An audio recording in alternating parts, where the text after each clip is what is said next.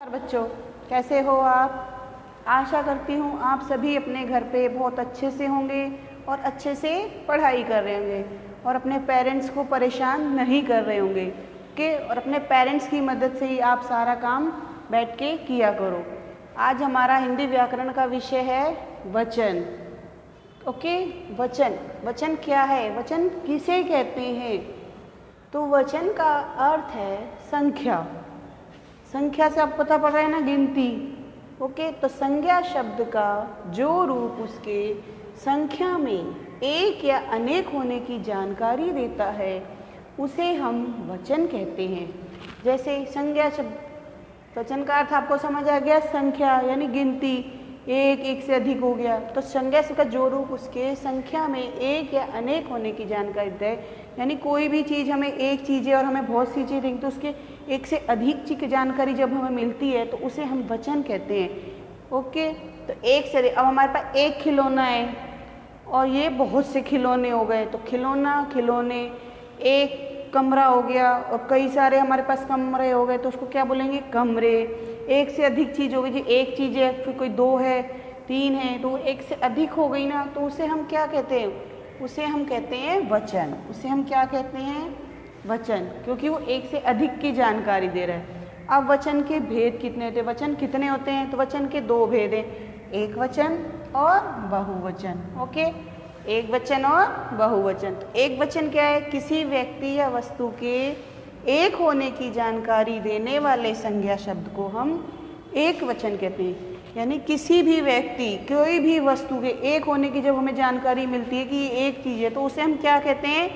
एक वचन। एक चीज़ की जानकारी मिल रही है तो वो क्या कहलाता है? एक वचन। जैसे लड़का, एक लड़का, पौधा, एक पौधा, मेज, एक मेज। तो इससे हमें क्या, एक की जानकारी मिल रही है ना, एक चीज़, तो उसको हम क्या कहते हैं? एक वचन। अब बहुवचन किसे कहते हैं हम?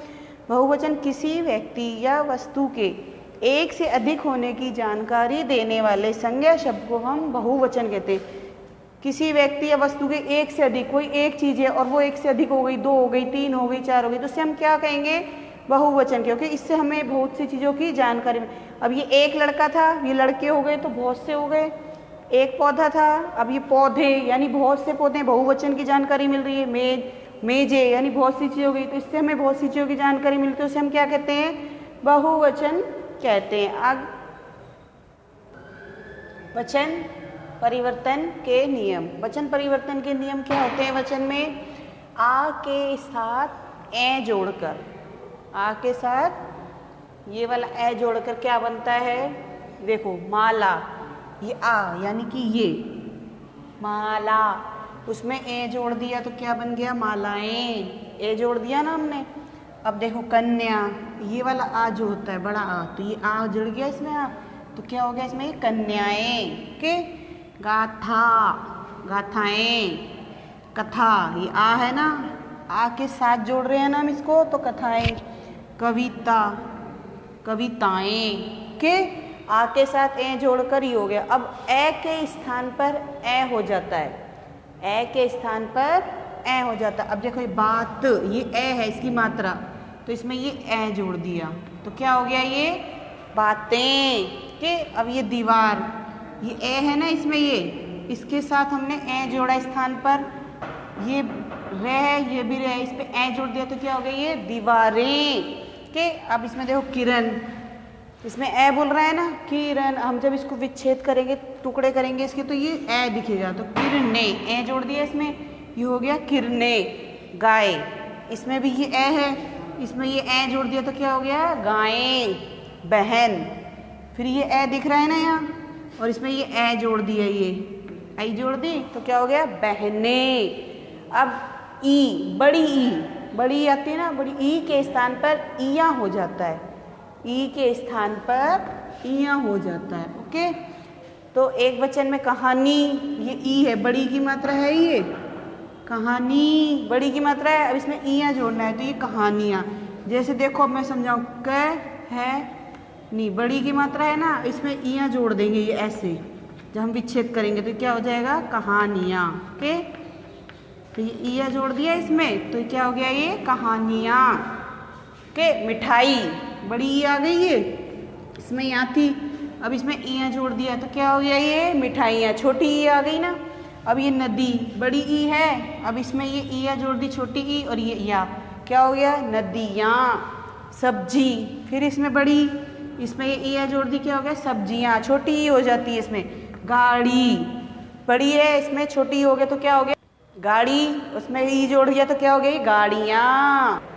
कुछ शब्द के साथ गण, जन, वर्ग, लोग, दल आदि लगाते हैं। कुछ शब्द ऐसे होते हैं जिनके साथ ये लगाकर बहुवचन बनाते हैं, जैसे नेता, नेताओं नहीं होगा तो नेताओं का जो समूह क्या हुआ, नेता गण, गण लग गया इसमें, देखो कि गुरु, गुरुओं नहीं तो गुरु के साथ जन लग गया तो हो गया, क्या हो गया, ये गुरुजन। श्रमिक, इसमें वर्ग लगाएंगे तो क्या हो जाएगा, बहुवचन इसका, श्रमिक वर्ग। तुम लोग, इसका बहुवचन क्या हो गया, तुम लोग, लोग लग गया ना इसमें, बहुवचन हो गया। टिड्डी और टिड्डी दल, टिड्डी और टिड्डी दल क्या हो गया, इसका बहुवचन। तो कुछ शब्द के साथ गण, जन, वर्ग आदि लगाने पे इनके बहुवचन बन जाते हैं। अब कुछ शब्द सदैव एक वचन के रूप में प्रयोग किए जाते हैं। कुछ शब्द ऐसे होते हैं जिनका हम एक वचन के रूप में ही प्रयोग करते हैं, जैसे पानी के, दही, पृथ्वी, पृथ्वी तो होगा नहीं, दहियों नहीं होगा, पानियों नहीं होगा, तो एक वचन में ही हो जाता है ना, पानी है, दही जम रही है, पृथ्वी, जनता, सोना, घी, तेल, वर्षा, ताश, दूध आदि। तो कुछ शब्द कौन से हैं ये जो एक वचन के रूप में ही प्रयोग किए जाते हैं। अब कुछ शब्द सदैव बहुवचन के रूप में प्रयोग किए जाते हैं। ओके, कुछ शब्द तो एक वचन के रूप में ही प्रयोग किए जाते हैं और कुछ शब्द ऐसे होते हैं जिनको हम बहुवचन के रूप में ही प्रयोग करते हैं, जैसे हस्ताक्षर, समाचार, प्राण, दर्शन, आंसू, होश, लोग आदि। ये शब्द ऐसे हैं जिनका हम सदैव बहुवचन के रूप में ही प्रयोग कर सकते हैं या करते हैं। अब कुछ संज्ञा शब्द एक वचन तथा बहुवचन दोनों रूप में समान बने थे। कुछ शब्द ऐसे होते हैं जो दोनों में समान बने रहते हैं, एक वचन में भी और बहुवचन। वो कौन से हैं, हाथी, पशु, मकान, साधु, ऋषि आदि, ये दोनों रूप में समान रहते हैं।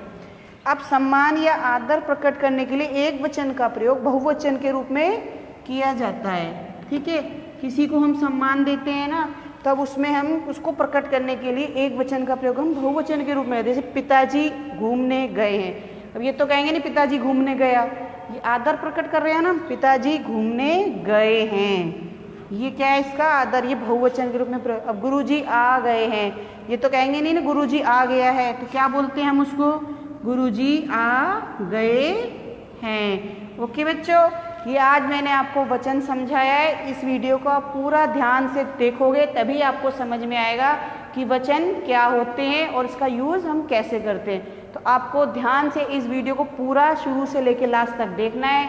Okay, have a nice day.